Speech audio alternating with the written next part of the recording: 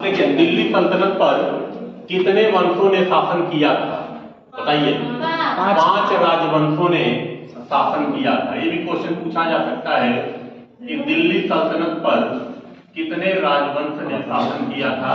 तो 5 राजवंशों ने शासन किया था। अब देखिएगा जो पहला वंश था वह कौन था? गुलाम वंश, है ना। दिल्ली सल्तनत पर पहला वंश कौन था? गुलाम वंश। अब देखिएगा क्रम भी याद रखिएगा। दिल्ली सल्तनत पर किस दूसरे वंश ने शासन किया? खिलजी वंश ने, ठीक ना। अब तीसरा वंश कौन था? तो आपका तुगलक वंश,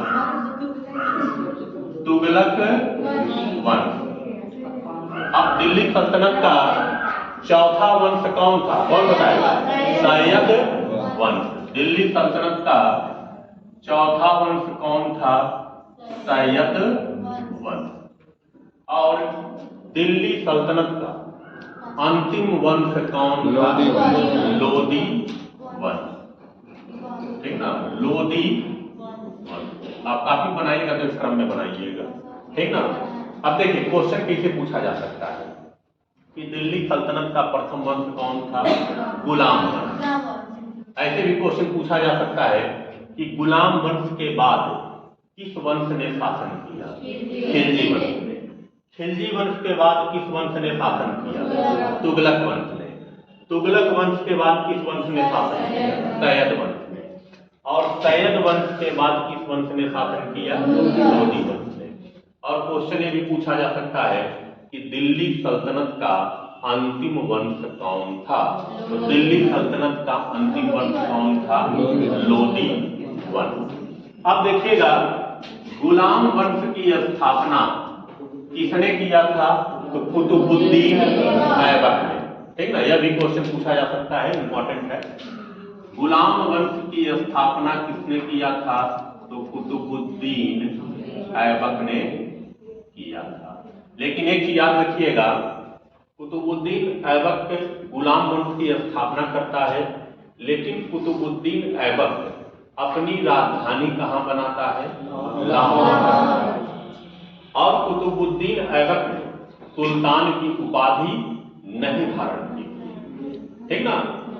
और कुतुबुद्दीन ऐबक देखिएगा, कुतुबुद्दीन ऐबक को देखा जाए तो कुतुबुद्दीन ऐबक 1206 ईस्वी में गद्दी पर बैठता है, ठीक ना।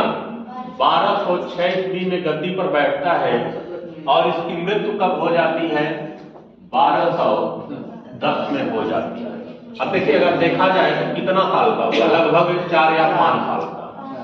अब देखिएगा जब कोई नया वंश की स्थापना की जाएगी तो 4 साल में वह कुछ कार्य कर पाएगा, बहुत ज्यादा कार्य नहीं कर पाएगा, और उसके कई विरोधी हों तो और दिक्कत होता है। तो कुतुबुद्दीन ऐबक को दिल्ली सल्तनत का वास्तविक संस्थापक नहीं माना जाता है। देखिए दिल्ली सल्तनत का जो वास्तविक संस्थापक है वह कौन है? इल्तुतमिश है, ठीक ना। और दिल्ली को राजधानी बनाने वाला पहला शासक कौन था? इल्तुतमिश, ठीक ना। इसको बाद में विस्तार से देखा जाएगा। यहाँ पे देखिए तो गुलाम वंश का संस्थापक कौन है? कुतुबुद्दीन ऐबक। अब बताइएगा खिलजी वंश का संस्थापक कौन था? कौन बताएगा? जलालुद्दीन खिलजी। खिलजी वंश का संस्थापक कौन था? जलालुद्दीन खिलजी।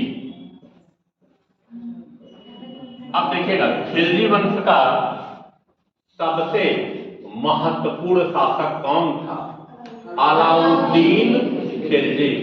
और एक चीज और याद रखिएगा, अलाउद्दीन खिलजी पढ़ा लिखा नहीं, ठीक ना। लोग कहते हैं कि जो पढ़ेगा वही आगे बढ़ेगा, लेकिन इतिहास गवाह है कि जो ज्यादा जानकार रहा है उसे लोग क्या कहे हैं? पागल।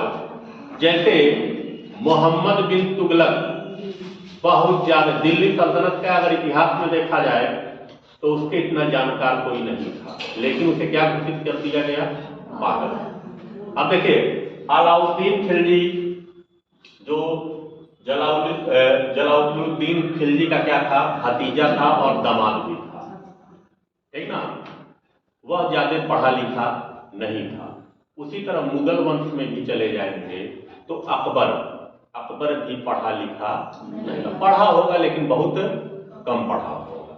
इन दोनों शासक को यह माना जाता है कि जलालुद्दीन खिलजी और अकबर ज्यादा पढ़े लिखे नहीं थे। तो खिलजी वंश की स्थापना किसने किया? जलालुद्दीन खिलजी ने किया। अब तुगलक वंश की स्थापना किसने किया था? तुगलक वंश की स्थापना किसने किया था?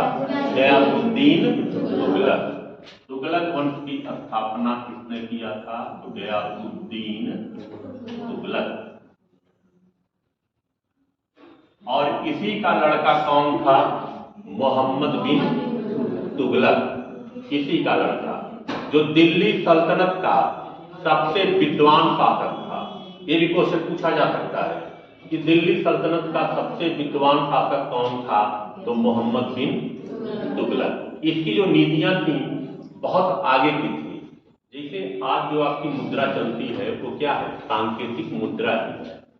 लेकिन मोहम्मद बिन तुगलक ने मध्यकाल में उसके बारे में सोच लिया।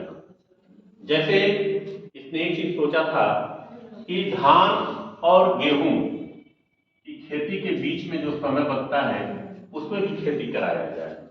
उसके लिए रिसर्च फार्म भी खोला, लेकिन जब लोग ही बेईमान तो ये रिसर्च फार्म क्या हो गया? डूब गया। और मोहम्मद बिन तुगलक के समय भगवान ने भी साथ नहीं दिया, अकाल में पड़ गया, ठीक ना। तो कभी कभी होता है कि बहुत लोग मेहनत करते हैं, मतलब सफल नहीं हो पाते हैं। लेकिन ये भी चीज है, अगर दोबारा मेहनत करेंगे तो जरूर सफल होंगे, ठीक ना। जब ये नहीं कि एक बार सफल हो गए तो आप छोड़ दीजिए, मेहनत करिए, बार बार करिए, एक दिन सफलता तो मिलेगी, ठीक ना। तो तुगलक वंश का संस्थापक कौन था? गयासुद्दीन तुगलक था। अब देखिएगा सैयद वंश का संस्थापक कौन था? तो सैयद वंश का संस्थापक कौन था? हिज्र खां था, ठीक ना। सैयद वंश का संस्थापक कौन था? हिज्र खां। अब बताइएगा लोदी वंश का संस्थापक कौन था? बहलोल लोदी। लोदी वंश का जो संस्थापक था बहलोल लोदी था। अब देखिएगा लोदी वंश में एक शासक हुआ है सिकंदर लोदी, और सिकंदर लोदी ने आगरा नगर की स्थापना की। और हम कहें दिल्ली सल्तनत का अंतिम शासक कौन था? तो दिल्ली सल्तनत का अंतिम शासक कौन था? इब्राहिम लोदी, ठीक ना। दिल्ली सल्तनत का अंतिम शासक कौन था? इब्राहिम लोदी। और इब्राहिम लोदी को कौन पराजित करता है? बाबर। बाबर पराजित करता है। और कौन किस वंश की स्थापना करता है? बाबर मुगल वंश की स्थापना करता है, ठीक ना। बस इतना ही।